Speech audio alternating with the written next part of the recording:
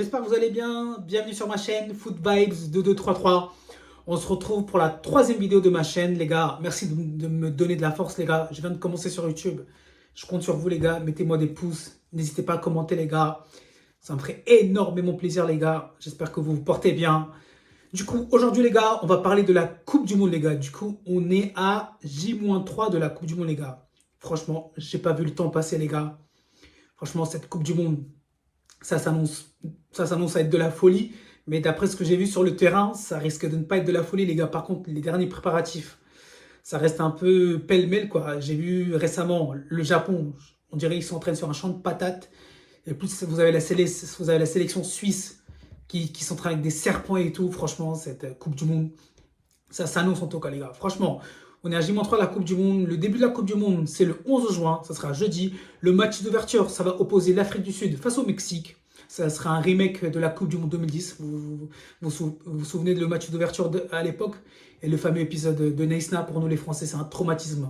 Ça va rester jamais gravé dans nos mémoires. C'est un traumatisme. Du coup, je vais vous parler de la Coupe du Monde, les enjeux. Franchement, je vais essayer de vous donner mes favoris. Et aussi qui va finir premier de quel groupe. Voilà, je vais vous détailler pêle-mêle. Je ne vais pas vous faire une vidéo des 48 équipes, hein, sinon ça serait hyper long. Pour faire les 48 équipes, il y a le génie Willow. Lui, en plus, il vient de finir sa vidéo, j'ai l'impression, avec ses 48 équipes. Franchement, Willow, les gars, lui, c'est vraiment un vrai encyclopédie du foot, pardon, les gars. Du coup, voilà, je vais vous présenter les équipes, leurs caractéristiques un peu plus ou moins, les équipes qui peuvent t'embêter et les favoris, les gars. Du coup, je ne vais pas vous faire les 48 équipes. Je vous assure, les gars, je vais essayer de faire au plus vite la vidéo. Et surtout, n'hésitez pas à donner de la force au frangin Foot Vibes 2233. Je compte sur vous, les gars. Du coup, les gars, je suis devant mon écran également. Et du coup, vous me dites si le nouveau format vous plaît parce que je vais vous apparaître en haut à droite. Et vous me dites si ça vous plaît. Comme ça, je vais vous défiler les images au fur et à mesure de la vidéo, les gars. D'accord? Vous me dites si vous aimez ou pas, les gars. Du coup, je compte sur vous, les gars. Du coup, la Coupe du Monde, elle va se dérouler du 11 juin au 19 juillet. Voilà, les gars. Du coup, c'est la première Coupe du Monde à 48 équipes, les gars. Auparavant, c'était 32 équipes. C'est vraiment la première Coupe du Monde à 48 équipes, les gars. On va voir. Il y aura beaucoup plus de matchs. Et voilà, tous les matchs seront diffusés sur Beansport, les gars. Voilà.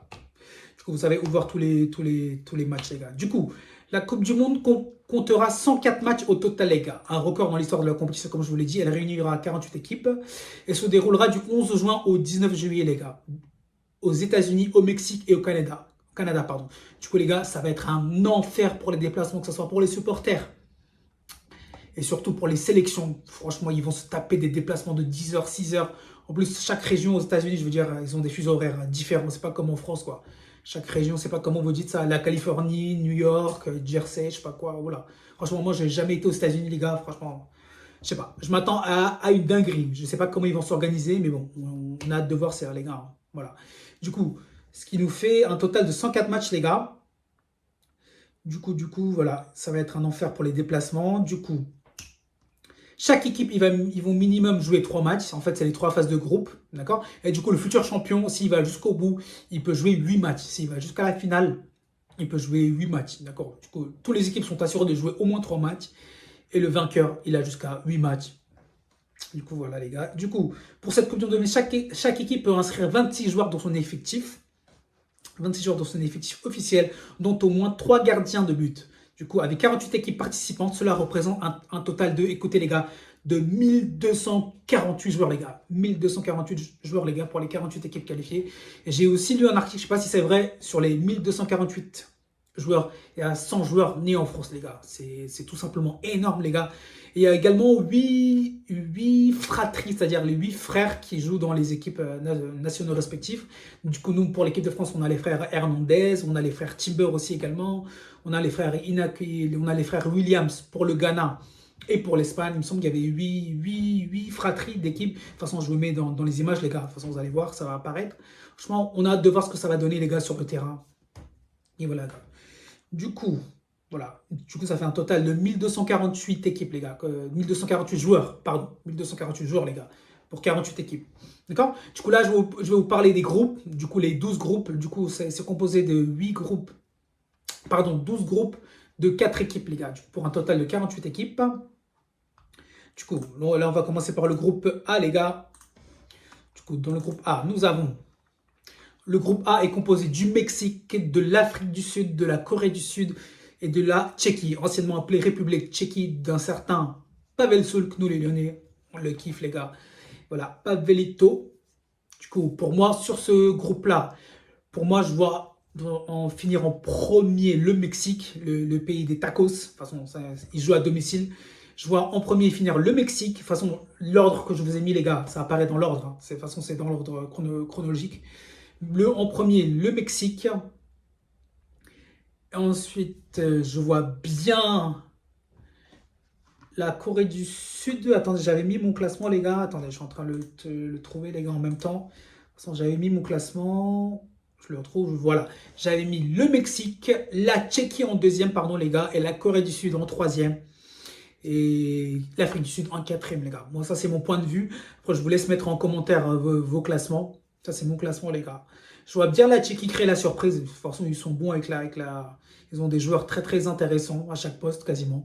Je pense qu'ils peuvent faire quelque chose. La Tchéquie, ils peuvent t'embêter. Même, pourquoi pas prendre la première place. Mais bon, comme le Mexique est à domicile, moi, je vois bien le Mexique finir premier, deuxième la Tchéquie, troisième Corée du Sud et l'Afrique du Sud en quatrième, les gars.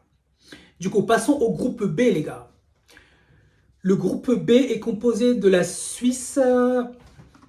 Le groupe B est composé de la Suisse. Attendez, les gars, j'y étais dessus.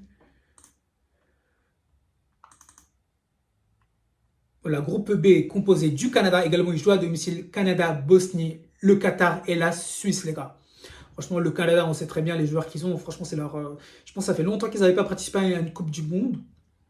Là, le Canada, ils viennent de se qualifier grâce à, en tant que pays hôte, on va dire, entre guillemets.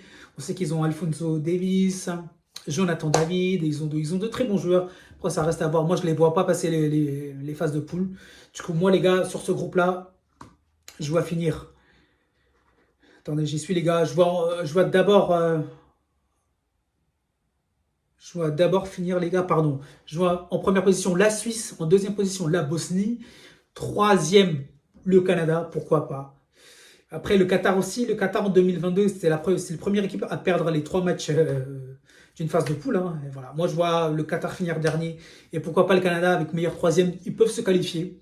Bon, pour moi, je vous l'ai dit, Suisse en premier, Bosnie en deuxième, le Canada en troisième, et le Qatar en quatrième, les gars. Voilà, ça c'est mon classement à moi. Après, je vous laisse mettre en commentaire. Voilà, les gars. Du coup, venons au groupe C. Le groupe C, voilà, là on commence ça commence à devenir un peu piquant, les gars. Dans le groupe C, on a le Brésil. Le Brésil, les gars. Le Brésil. Le Maroc. Le Maroc. Et là, ici, les gars, franchement, ça va être... je pense que ça va être leur deuxième participation aux Haïtiens.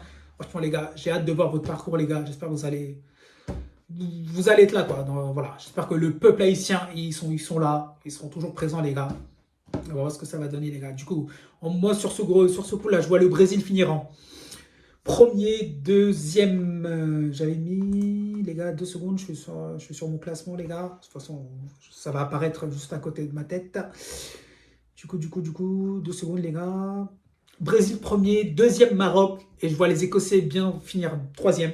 Et malheureusement, les gars, je vois là ici finir quatrième. Après, on ne sait jamais. Moi, personnellement, sur cette Coupe du Monde, je ne vois pas de match facile. Hein. Ça va être compliqué. Chaque équipe, ils ont leur mot à dire. Et voilà, après, ça restera à voir sur le terrain, les gars. Comme le dirait un certain Momoini, c'est 11 humains contre 11 humains. Du coup, tout est possible, les gars. Voilà. Du coup, le Brésil, ils viennent de jouer récemment face à l'Égypte. Ils ont gagné 2-1. Voilà, le Brésil, vous savez, depuis 2002, ils ont pas gagné de Coupe du Monde. On se rappelle de leur humiliation face à l'Allemagne, le fameux 7-1. C'était en 2014, en plus la Coupe du Monde à domicile au Brésil. Franchement, c'est la honte du siècle pour eux. Il y a des supporters, ils en font encore des cauchemars à l'heure actuelle où je vous parle, les gars. Franchement, le Brésil, ils ont beaucoup à se faire pardonner, les gars. Franchement, le Brésil, ils doivent tout reconstruire de A à Z. Franchement, Carlo Ancelotti, il a du pain sur la planche.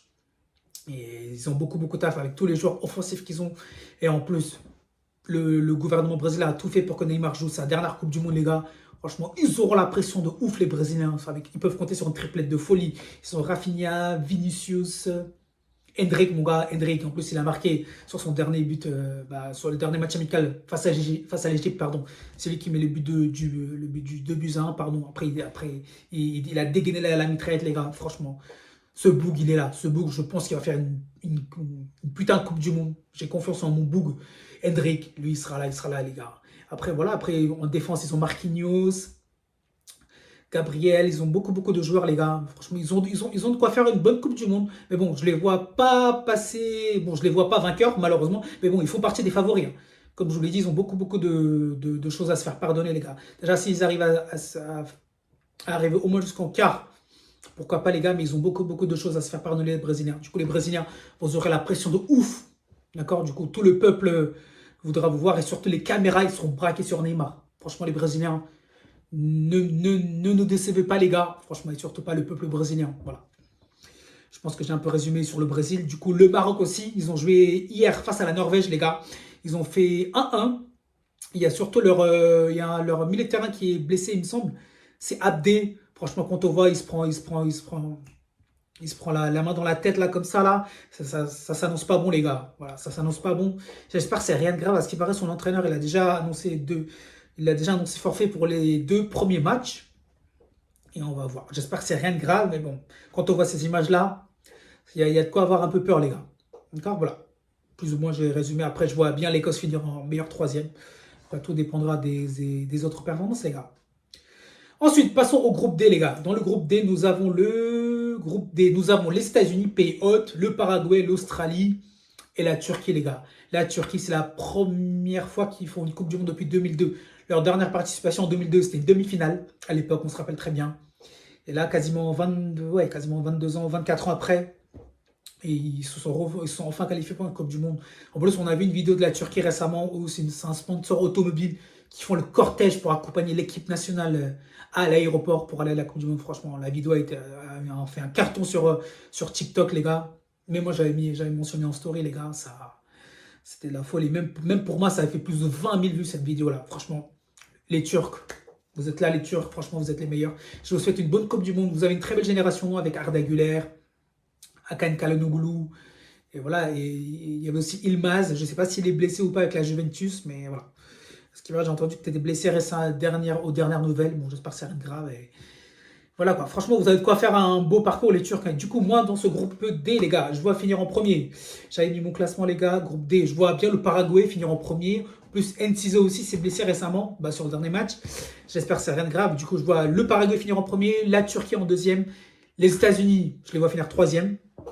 Et également l'Australie. L'Australie, je pense qu'ils vont faire quelques apparitions. Et voilà, moi je vois bien, ça sera mon classement. De toute façon, je vous mets dans l'ordre, hein, les gars. Paraguay premier, Turquie deuxième, États-Unis troisième et l'Australie quatrième, les gars. Ensuite, les gars, le groupe E. Le groupe E, c'est le groupe qui est avec, il me semble, c'est le groupe de l'Allemagne. Voilà, c'est le groupe de l'Allemagne, les gars. Du coup, dans le groupe E, nous avons l'Allemagne, Curaçao, franchement, première participation. C'est une île Curaçao, il me semble. Du coup, nous avons la Côte d'Ivoire et l'Équateur, les gars.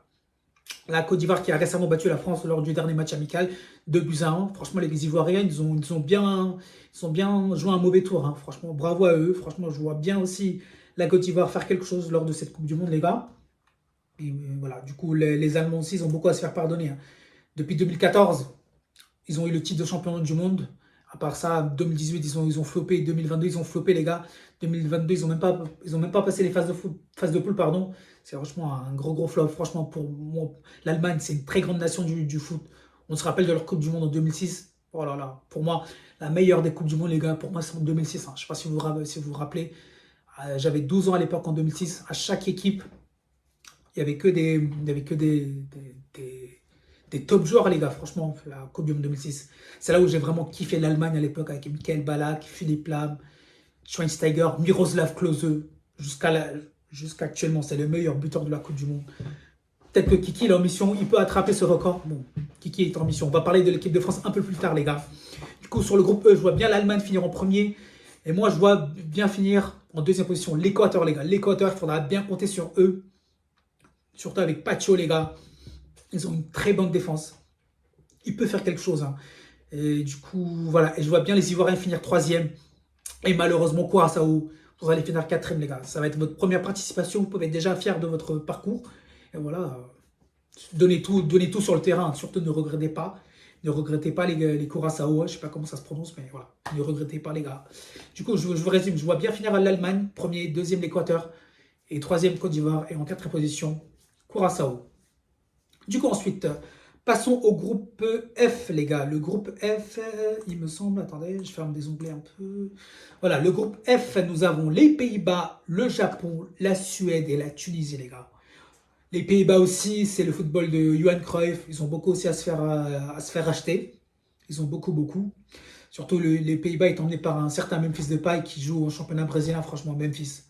Le flow que t'as, mon gars, avec ton petit bandeau sur le front. Je kiffe, mon gars. Moi, je valide à 100% ton flow.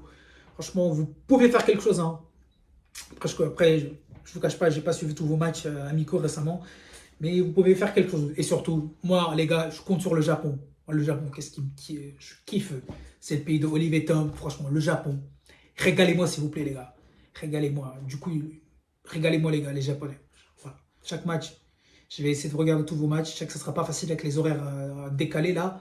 Ça risque d'être compliqué avec les horaires décalés, les gars. Du coup, sur le groupe E, non, le groupe E, j'avais dit. Du coup, le groupe F, je vois en premier les Pays-Bas, en deuxième le Japon. Et en troisième, la Suède. Je vois bien aussi la Suède aussi faire quelque chose. Ils peuvent faire quelque chose avec Alexander Isak.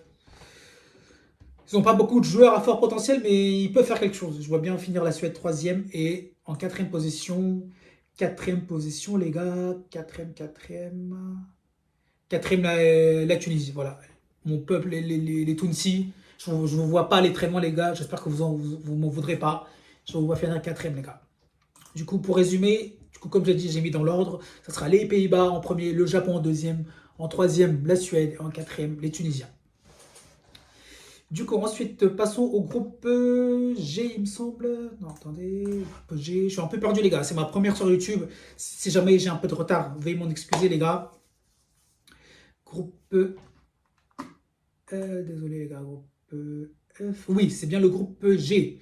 Du coup, dans le groupe G, nous avons la Belgique, l'Égypte, la Belgique de Kevin De Bruyne, Hans Van Aken, Romelu Lukaku, Trossard, entraîné par un certain Rudy Garcia, que nous, les Lyonnais, on le connaît très bien. Ils peuvent faire quelque chose. Hein. Ils sont également accompagnés de l'Égypte. Ça sera la dernière Coupe du Monde de Mohamed Salah, de l'Iran et de la Nouvelle-Zélande, les gars. Voilà, du coup, pour moi, le dernier meilleur parcours de la Belgique, on se rappelle très bien, c'était en 2018, la fameuse demi-finale face à l'équipe de France. On se rappelle jusqu'à maintenant, je pense que les Belges, ils ont encore le seum contre l'équipe de France, j'ai l'impression, les gars. Ce match, Thibaut Courtois, il a toujours pas digéré, il a toujours en travers de la gorge. Hein. Franchement, il a du mal à digérer toujours. Et franchement, les Belges, c'est une nouvelle génération. À part Kevin De Bruyne, ils ont quelques piliers. Ils ont quelques piliers de l'équipe et ils sont en train de construire du nouveau avec de l'ancien. Mais ils peuvent faire quelque chose. Hein. Du coup, pour moi, les gars, je vois les Belges finir premier de leur groupe, accompagnés de l'Iran. Oui, moi, je vois bien l'Iran embêter l'Égypte. Moi, je vois bien l'Iran finir deuxième, les gars. Ça, c'est mon point de vue. Et l'Égypte, ils vont finir troisième. Certes, l'Égypte, c'est l'équipe qui a remporté le plus de CAN dans le continent africain. Mais jusqu'à maintenant, jusqu'à maintenant, pardon les gars, ils ont jamais gagné un match officiel dans la Coupe du Monde. Jusqu'à maintenant, je ne sais pas combien de Coupes du Monde ils ont joué, mais jusqu'à maintenant, ils ont gagné 0 match en Coupe du Monde. Déjà, si jamais ils arrivent à gagner un match en Coupe du Monde, ça serait déjà un miracle. En CAN, c'est les rois d'Afrique. Mais en Coupe du Monde, ce n'est pas les rois d'Afrique. Jusqu'à maintenant, ils ont gagné 0 match. Et on va voir ce qu'ils vont faire, les gars.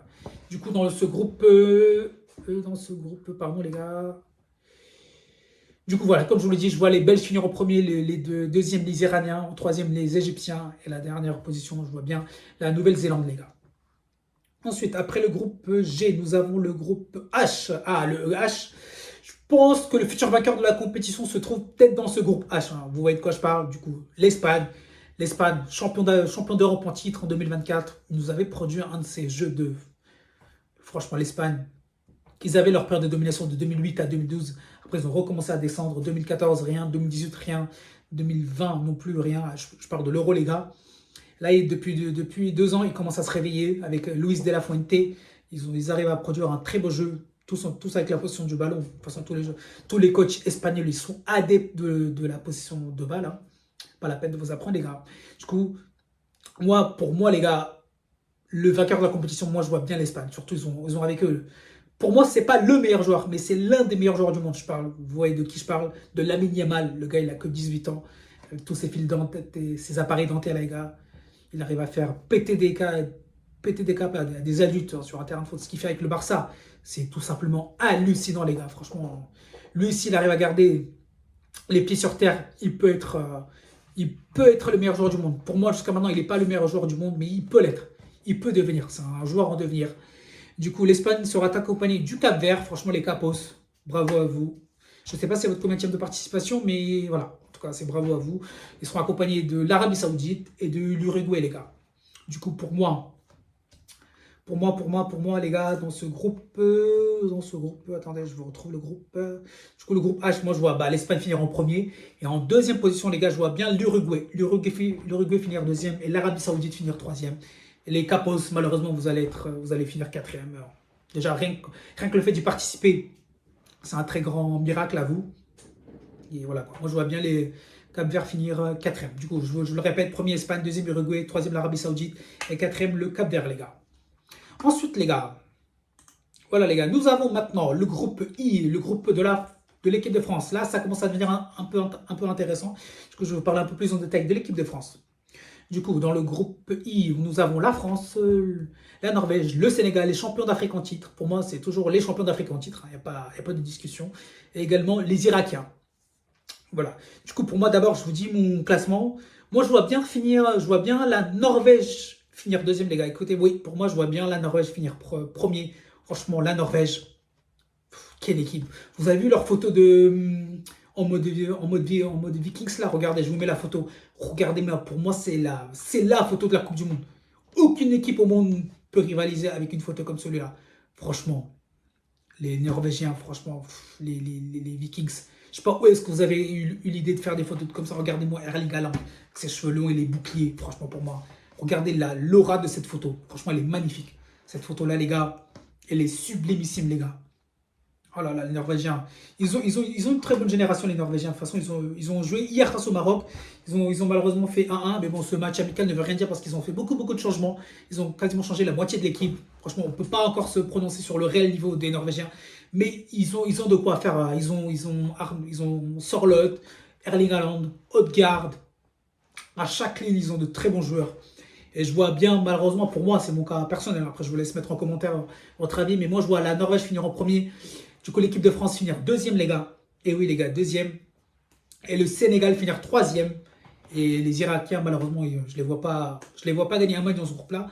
Après, on ne sait jamais. Ils peuvent nous embêter, mais bon, moi, je les vois bien finir quatrième de ce groupe-là, les gars. Et voilà, du coup, là, revenons à notre chère équipe de France. Du coup, l'équipe de France, du coup, ça sera la dernière de Didier Deschamps, pardon, les gars. Didier Deschamps t'aura consacré 14 ans de ta vie à l'équipe de France. C'est tout simplement énormissime, les gars. On se rappelle très bien. Il a pris l'équipe de France en 2012, juste après l'Euro. Et juste après Laurent Blanc, c'est lui qui a pris les rênes de l'équipe de France. Et jusqu'à maintenant, il nous aura. Chaque compétition, des grandes compétitions internationales, il aura toujours participé. Pas la peine de vous rappeler, les gars. Euro 2016, finaliste malheureux, les gars. Le poteau de Gignac, je l'ai encore ici. Franchement, il nous aura régalé, les gars. 2016 finaliste, 2018 champion du monde, les gars, hors Russie. Franchement, magnifique. Cette épopée-là, pardon, je vais jamais l'oublier, les gars. 2018. On a été champion du monde. Malheureusement, l'Euro 2020, c'était un couac. Pour moi, c'est un accident de parcours.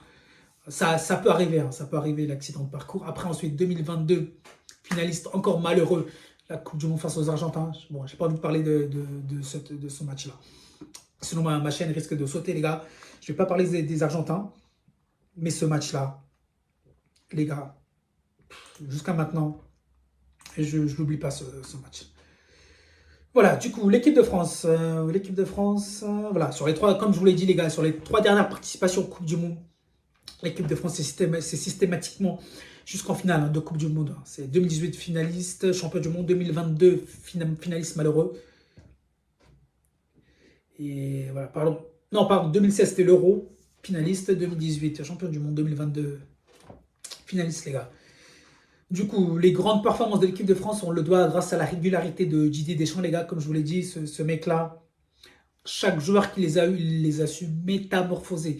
Il a pu s'appuyer sur de sur de très nombreux joueurs cadres, dont Olivier Giroud, Hugo Lloris, Raphaël Varane, Antoine Griezmann. Il en a eu des joueurs à sa portée de main. Franchement, les joueurs qu'il les a eu, il les a su cadenasser, métamorphoser.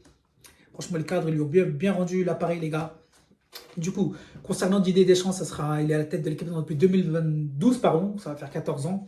Il aura consacré 14 ans de sa vie, je vous le dis encore les gars, c'est énorme, franchement, un grand respect. Certes, durant ton mandat, tu auras été critiqué à quelques reprises, mais bon, ça c'est normal. Nous, les supporters de l'équipe de France, on réclame du changement. Bon, c'est ta dernière Coupe du Monde, on va voir sur quelle note tu vas nous laisser cette équipe de France-là, hein. Et voilà. Et il aura consacré 14 ans de sa vie. La France, du coup, l'équipe de France, elle n'a jamais eu autant de qualité offensive. C'est incroyable, les gars. Franchement, si vous voyez la liste de l'équipe de France, on peut aligner 2 équipes sur le terrain, même 3 équipes. Mais bon, ce qui me fait peur d'un côté, les gars, c'est que j'ai peur de flopper. C'est que si tu mets autant de joueurs offensifs, ça ne veut pas dire que tu vas gagner la Coupe du Monde. On se rappelle tous avec le PSG, leur triplette, ils ont mis leur triplette Messi, Mbappé, Neymar, ils n'ont rien fait en Ligue des Champions. Ils se sont mis des bâtons dans les roues. C'est ça qui me fait, d'un côté, qui fait flipper. Tu peux flopper hein, avec autant de stars. Michael Olise, Kylian Mbappé, Ryan Cherki, Ousmane Dembélé, Barcola, Marcus Thuram, Désiré Doué.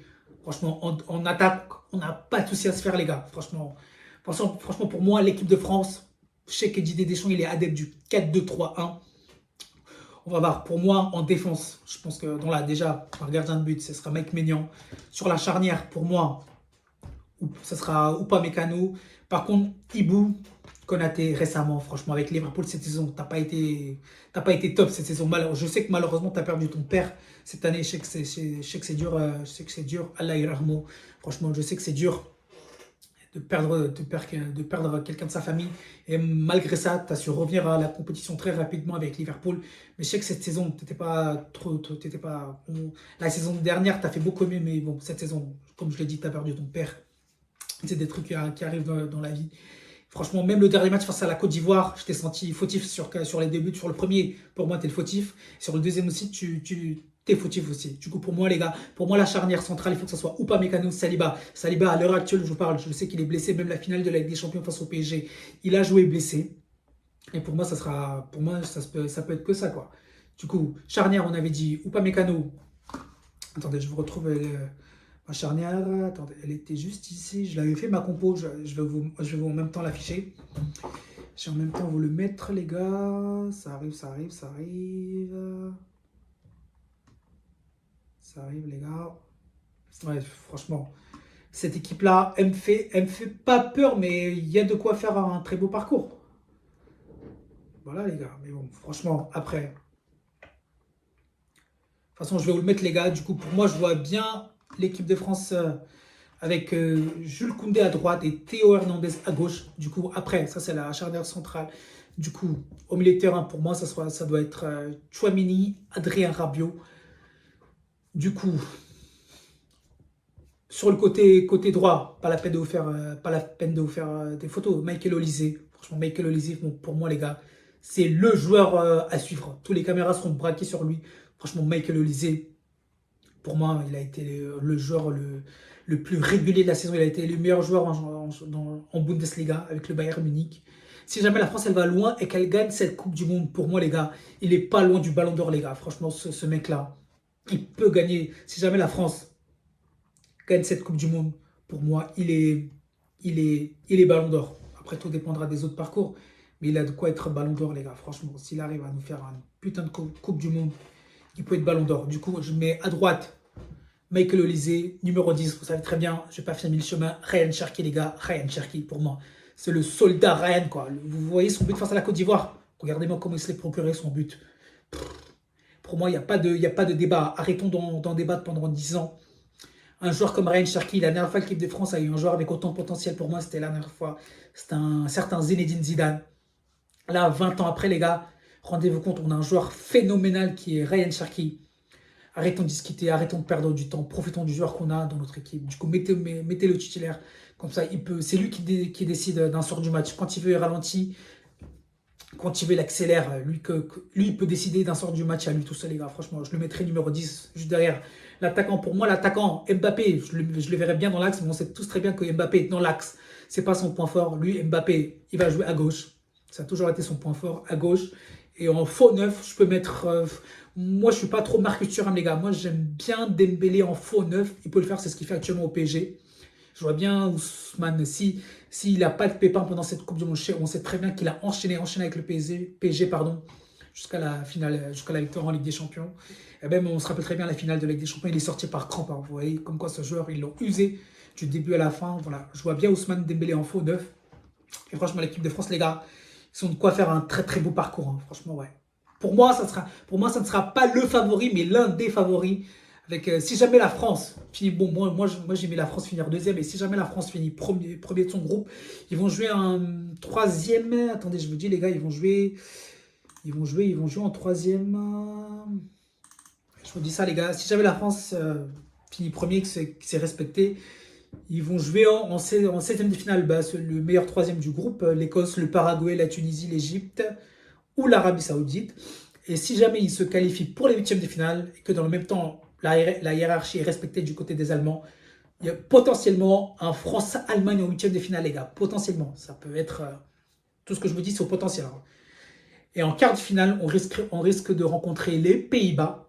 Et en demi-finale, on risque de rencontrer l'Espagne. Et si jamais on va en finale, les gars, c'est vraiment cherry on the cake, cerise sur le gâteau. On risque de jouer l'Argentine ou l'Angleterre. Ça reste à confirmer. Bon, ça, il faut que tout soit, faut que tous les planètes doivent être alignées, les gars, pour ça. Voilà, c'est le parcours potentiel de l'équipe de France. Pour moi, comme je vous l'ai dit, si jamais il y a demi-finale face à l'Espagne, je vois la France se faire éliminer. Et moi, je vois bien l'Espagne futur vainqueur de cette Coupe du Monde, les gars. Voilà. On a du niveau, mais bon, ce qui me fait peur, c'est la défense. Notre défense, elle n'est pas encore stable comme en 2018. Franchement, en 2018, rien ne pouvait passer à la défense. En 2018, on avait une de ces charnières. Mais cette charnière-là, pardon les gars, jusqu'à maintenant, on ne sait pas qui on va mettre. Entre Upamecano, pour moi, Upamecano, tu ne le bouges pas. Mais entre Saliba et Konaté, il a du choix. Du coup, à l'heure actuelle où je parle, ce soir, la France, elle joue face à l'Irlande du Nord. Du coup, ça sera le dernier match amical pour régler les derniers détails. Du coup, on va voir la compo de ce qui va se fixer. Je pense que Deschamps, il va nous partir sur un 4-2-3-1 à cette Coupe du Monde-là. Et je pense qu'il va plutôt mettre Mbappé à gauche et dans l'axe un autre attaquant. Je ne sais pas si c'est Jean-Philippe Mateta ou même Marcus Thuram. Bon, je vois bien Mbappé jouer à gauche, et Michael Olise à droite. Et pour moi, dans l'axe, le numéro 10, ça se doit d'être un certain Ryan Cherki. Rien d'autre, les gars. Du coup, comme je vous l'ai dit, les gars, je vais finir sur l'équipe de France. Du coup, je vois bien finir en premier la Norvège, deuxième position la France, troisième le Sénégal et quatrième l'Irak, les gars. Voilà les gars, je pense que j'ai plus ou moins parlé de l'équipe de France. Voilà, on va suivre tous les parcours de l'équipe de France. Et voilà. Du coup, l'équipe de France joue son premier match face au Sénégal le 16 juin. Attendez les gars, le premier match, ça sera face au Sénégal le 16 juin à 21h. Ensuite, le deuxième match, ça sera face à l'Irak. Ça sera le... Attendez les gars, je vous dis, ça sera le 22 juin à 23h heure française les gars. Et du coup, le dernier match, le 26 juin à 21h face aux Vikings, face aux Norvégiens. On va voir ce que cela va donner sur le terrain les gars. Là, pour moi, je pense que j'ai plus ou moins résumé ce groupe-là. Ensuite les gars, revenons au groupe J. Le groupe J est composé de l'Argentine, de l'Algérie, de l'Autriche et de la Jordanie. Pour moi, l'Argentine, certes, c'est les tenants du titre actuellement. Je ne les vois pas aller très très loin dans cette Coupe du Monde-là. Je les vois plutôt flopper. Certes, ce sera la dernière de Messi. Mais je pense qu'ils vont dans cette Coupe du Monde-là. Ils vont flopper, j'ai l'impression.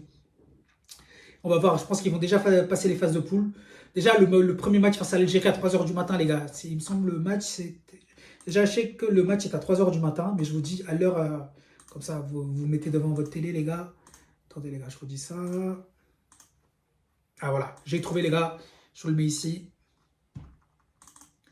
Du coup, oui, Argentine-Algérie, c'est le 17 juin à 3h du matin, les gars. Franchement, voilà, il va falloir rester réveillé jusqu'à 3h du matin. Moi, personnellement, je vais le voir ce match. Je vais mettre mon alarme. Je vais me réveiller pour voir ce match-là. Franchement, les DZ, sur un coup de folie, même sur un malentendu, ils peuvent faire quelque chose.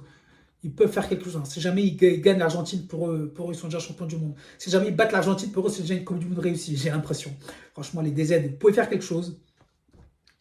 Et après, ensuite, oui, du coup, de mon point de vue classement, je vois bien finir en premier l'Argentine, deuxième l'Algérie, troisième l'Autriche et en quatrième la Jordanie. Voilà, pour moi, c'est mon classement actuel, les gars. On va voir ce qu'ils vont nous faire, les DZ. En 2010, 2022, vous n'avez pas participé. En 2018, vous avez participé. Non, 2014, pardon. Dernière participation, c'est en 2014, il me semble. Et voilà, on va voir ce que vous allez faire. Hein. On a hâte de voir vos parcours. On sera là dans tous les cas pour vous soutenir, les gars. Ensuite, le groupe K. Le groupe K, nous avons l'un des favoris également. Je parle très bien du Portugal de CR7. CR7, c'est 41 ans, ça sera sa dernière Coupe du Monde. Franchement, en premièrement, je vais supporter l'équipe de France. Et deuxièmement, si jamais je veux qu'une équipe gagne la Coupe du Monde, c'est le Portugal. C'est le Portugal de CR7. Franchement, le gars, il aura tout gagné durant sa carrière. Même récemment, il a gagné le championnat saoudien. Vous avez vu comment il était en pleurs. On dirait qu'il venait de gagner son premier titre de sa carrière. Le mec, des trophées, tellement qu'il a beaucoup de trophées, il ne sait pas où les mettre dans sa maison. C'est incroyable, les gars. Ce gars-là, pour moi, c'est le GOAT du foot. Du foot. Il n'y a pas d'autre définition. Certes, c'est que 5 ballons d'or comparé à l'autre Messi. Messi, c'est 8 Coupes du Monde, lui, c'est 5. C'est pas grave, c'est pas la Coupe du Monde qui va faire, c'est pas le Ballon d'Or qui va désigner qui est le plus grand joueur, parce qu'il y a beaucoup de très grands joueurs qui n'ont pas eu de Ballon d'Or. Ça reste des génies. Pour moi, si jamais la France flop, pour moi, je vois la finale. Je veux une finale Espagne-Portugal. Et le Portugal qui gagne cette Coupe du Monde. Ça serait amplement mérité pour Cristiano Ronaldo. Franchement, il peut tirer sa révérence sur une Coupe du Monde. Ça serait le plus beau des cadeaux pour tous les amoureux du foot. Franchement, on attend ça. On attend ça. Si jamais la France est chaud, le Portugal, vous avez la voie ouverte. En plus, le Portugal, en parlant du dernier match face au Chili, pardon les gars, ils ont gagné 2-1. Mais le match, ça s'est terminé en mode UFC Fight. Ils sont pris un carton rouge. Je vous mets les images, les gars. Carton rouge bêtement pour Rafael Leao et le défenseur chilien. Franchement, c'était juste un match amical, mais pour eux, rien n'était amical. Je ne sais pas si ce carton rouge va le suspendre pour le premier match de la Coupe du Monde. Je ne sais pas. J'ai lu un article comme quoi ça le suspendrait pour le premier match de la Coupe du Monde pour le Portugal. Du coup, le Portugal joue leur premier match. Attendez, je vais vous dire, les gars. Le Portugal joue le premier match face à la République démocratique de Congo, le Zaïre, le 17 juin à 19h. Franchement, 19h, tout le monde pourra voir ce match. Tout le monde finit le travail plus ou moins vers 19h. Ah ouais, les Congolais aussi sont là. Le Zaïre, la dernière fois que le Congo a participé à la Coupe du Monde, c'était sous le nom de Zaïre. C'était il y a 52 ans, c'était en 1974, les gars. Franchement, le Congo, ils sont là. Et ça va être de la folie. Tout le peuple congolais, ils seront à fond derrière leurs équipes. J'ai déjà hâte de voir les ambiances dans les bars et tout, dans les brasseries. Ça va être de la folie, les gars. J'espère qu'on va vivre une putain de Coupe du Monde. On va voir ce que ça va se passer. Ensuite, deuxième match, le Portugal joue face à l'Ouzbékistan. Et ils finissent ensuite par la Colombie le 28 juin à 1h30 du matin, les gars. Franchement, pour moi, dans ce groupe-là, donc, comme je vous l'ai dit, les gars, moi, je vois finir en premier. En premier, le Portugal. Deuxième, la Colombie. Et troisième, le Congo. Et en quatrième, l'Ouzbékistan d'un certain Fabio Cannavaro, les gars. On va voir aussi ce qui va nous réserver Fabio Cannavaro. Mais bon, moi, je vois bien l'Ouzbékistan finir quatrième de ce groupe-là, les gars. Et ensuite, nous avons quel groupe à finir? Nous avons, je pense que... Oui, attendez, il y a encore un groupe qui manque, il me semble. Et attendez, oui, il y a encore un groupe qui manque. Oui, et nous avons le groupe de l'Angleterre, les gars. Les Anglais aussi, c'est l'un des favoris, les gars. Ils peuvent compter sur un triplet de talents offensifs. Franchement, Thomas Tuchel, tu as du pain sur la planche. Tu as des mots de tête. Hein. C'est des beaux mots de tête à avoir à la Didier Deschamps. Je ne sais pas comment tu vas aligner ton équipe. Mais l'Angleterre aussi, ils peuvent aller très très loin. Du coup, dans le groupe L, nous avons l'Angleterre, la Croatie, le Ghana et le Panama. Et du coup, les gars, dans ce groupe-là, je vois bien finir en premier l'Angleterre. Deuxième, la Croatie. Troisième, le Ghana. Et le Panama, malheureusement pour moi, vous allez finir quatrième. Franchement, là, les Anglais, vous pouvez aller très très loin. J'espère que vous n'allez pas flopper cette saison. La dernière Coupe du Monde, la France vous avez battu en demi-finale, il me semble. Et même Harry Kane avait raté un penalty. Et voilà, franchement, les Anglais, vous avez le potentiel. La dernière fois, votre Coupe du Monde, c'était il y a 66 ans. Je ne sais pas s'il y a plus de 50 ans, les gars. Franchement, ça commence à faire long. Ça commence à faire très long. C'est le moment jamais pour vous, franchement. Vous avez aussi une triplette de stars offensifs. Vous pouvez faire quelque chose à la Coupe du Monde. Voilà, ça restera à voir. Hein. Ça reste à surveiller de très près. Du coup, les Anglais, vous, votre premier match, vous allez jouer face à... Attendez, je vous dis ça, les gars. Vous allez jouer face à... Attendez, je vous dis... Du coup, premier match, vous allez jouer face à la Croatie le 17 juin à 22 h. Ensuite, vous allez jouer face au Ghana le 23 juin à 22 h. Ensuite, vous recevrez le Panama le 27 juin à 23 h. Voilà. Du coup, voilà, c'est plus ou moins votre parcours. On va voir ce que vous allez faire. Après, je ne m'attends pas. Il y aura 0 match facile à cette Coupe du Monde-là. Tous les matchs seront très, très difficiles. Et après, ça restera à vous de... Tout va se jouer sur le terrain, les gars. Franchement, les Anglais, vous avez de quoi faire un très, très beau parcours, hein. Voilà. Je pense que j'ai plus ou moins détaillé toutes les équipes de mon point de vue au classement. Du coup, je ne suis pas rentré dans les détails, les gars. Si je rentre dans les détails, franchement, moi, je viens de commencer sur YouTube. Je ne voulais pas rentrer dans les détails. Pour ça, vous avez Willou, tous les experts du foot qui font leur prono et tout. Moi, c'était un prono rapide du voir qui va finir premier. Et voilà. Et franchement, comme je vous dis, les gars, je ne vois pas la France gagner la Coupe du Monde. Pour moi, c'est plutôt l'Espagne qui va remporter cette Coupe du Monde. Après, on n'est jamais à l'abri d'une surprise, hein. Pour nous, en tant que Français, on veut bien qu'il y ait une troisième étoile qui arrive là. Franchement, il y a de la place pour une troisième étoile là. Franchement, cette année-là, le niveau qu'a l'équipe de France, il n'a jamais eu autant de qualité offensive exceptionnelle, les gars. Franchement, la qualité de joueur offensif qu'on a, c'est du jamais vu. Du coup, toutes les équipes, quand ils vont arriver à la France, ils vont jouer avec la boule au ventre. Mais voilà. Après, moi, le seul bémol qui m'inquiète, c'est la défense, comme je vous l'ai dit, les gars.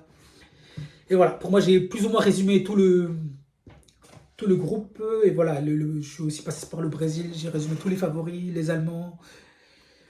Et voilà, et le Sénégal aussi, le champion d'Afrique en titre, hein. Il peut faire aussi un très très beau parcours, hein. Voilà, plus ou moins. Enfin, ceux qui sont dans le groupe de la France, on va les suivre de très près, les gars. Et voilà. Et du coup, là, pour finir, revenons à quelques règles à la Coupe du Monde qu'ils ont changées ou qu'ils ont même améliorées. Ça risque de faire un peu piquer. Du coup, les nouvelles règles qu'ils ont rajoutées. De toute façon, je vous le mets en même temps dans le texte, hein. La liste des nouvelles règles pour la Coupe du Monde 2026. Intervention du VAR en cas de deuxième carton jaune injustifié en cas d'erreur d'identité. Et lorsque l'arbitre sanctionne la mauvaise équipe pour une infraction, ce qui entraîne l'émission d'un carton rouge l'émission d'un carton rouge ou jaune au mauvais joueur. Ça, c'est la première règle. Ensuite, deuxième règle. Intervention du VAR après l'accord d'un corner à tort à condition que la vérification puisse être effectuée immédiatement et sans retarder la reprise du jeu. Ensuite, nous avons, troisième règle, les joueurs se couvrant la bouche lors d'une altercation seront automatiquement sanctionnés d'un carton rouge. Alors là, les gars, je ne sais pas si les arbitres ils vont vraiment appliquer pile poil le règlement à la lettre. On va voir, parce que quand ils se parlent la main devant la bouche, on va voir. Du coup, quatrième règle, les joueurs soignés sur le terrain doivent rester 1 minute en dehors du terrain, sauf pour les gardiens de but, les chocs tête contre tête, les commotions cérébrales, si l'adversaire est averti pour la faute ou si le joueur doit tirer un penalty. Ensuite, les joueurs ont 10 secondes pour sortir lors d'un remplacement. À défaut, le remplacement ne sera autorisé à rentrer qu'au prochain arrêt de jeu, après au moins 1 minute de jeu écoulé, les gars. Alors là, les gars, ça risque d'être marrant. On va voir si, d'habitude, les joueurs ils mettent beaucoup de temps à sortir. Là, on va voir s'ils vont vraiment appliquer le règlement à la lettre. Bon, je pense qu'on va se régaler assez pendant cette Coupe du Monde. C'est surtout cette règle-là qui m'intrigue, les gars. Je ne sais pas vous, mettez-moi en commentaire. Mais l'histoire de 10 secondes pour qu'un joueur remplaçant puisse sortir de la pelouse, ça m'intrigue, les gars. Du coup, un compte à rebours virtuel de 5 secondes sera lancé si un joueur met trop de temps à remettre le ballon sur le terrain. Ah, c'est ce qu'il aurait fallu faire à la finale de la Ligue des Champions, les Gunners. Qu'est-ce que vous avez gratté de temps à chaque touche de balle? Vous avez gratté. 20 secondes, 30 secondes, même à chaque corner. Oh là là. Ça, il aurait fallu mettre ce règlement aux joueurs d'Arsenal, là. Ils n'auraient même pas fini le match, je pense. Du coup, un compte à rebours virtuel de 5 secondes sera lancé si un joueur met trop de temps à remettre le ballon sur le terrain. Si le ballon n'est toujours pas en jeu, passé ce délai, la touche sera donnée à l'équipe adversaire. Pour un dégagement au pied, l'adversaire se verra accorder un corner, les gars. On va voir. Du coup, les cartons jaunes seront effacés après les matchs de poule, puis après les quarts de finale pour éviter un trop grand nombre de suspensions pour accumulation d'avertissements. Ça, j'avoue, ça c'est au moins une bonne chose. Parce que si jamais tu enchaînes les cartons et que tu arrives en demi-finale, tu te prends un carton et si jamais tu es privé d'une finale, pour moi, ça c'était un peu dommage, les gars. Ensuite, une pause fraîcheur obligatoire de 3 minutes durant chaque mi-temps. Voilà, là, revenons, les gars. Là, le foot est en train de partir en cacahuète. Franchement, cette Coupe du Monde-là, même TF1, le dernier match face à la Côte d'Ivoire, à la pause de fraîcheur, je comprends pas. Il faisait 15 degrés, il mettait une pause fraîcheur, tout ça, c'est pour faire entrer des sous. Franchement, cette Coupe du Monde-là, Franchement, le pays du soccer, franchement, ça me déçoit. C'est ça qui me fait le foot.